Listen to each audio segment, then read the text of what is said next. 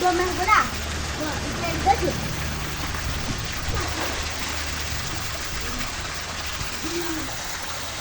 Eita, bom dia. Só gratidão. Deus é fiel. Hoje, dia 31. Desde já desejo um feliz ano novo para vocês. Esse ano de 2024 foi um ano muito produtivo, bom. Só tenho que agradecer a Deus por todas as bênçãos que aconteceu na minha vida. Teve dificuldade? Teve dificuldade, mas também teve muita vitória. E na dificuldade eu me fortaleci. Então, beijo. E assim, gente, as pessoas que vierem boas, a gente agradece. As pessoas que Deus tira, que não foram tão boas, tão sinceras, também a gente tem que dar glória a Deus.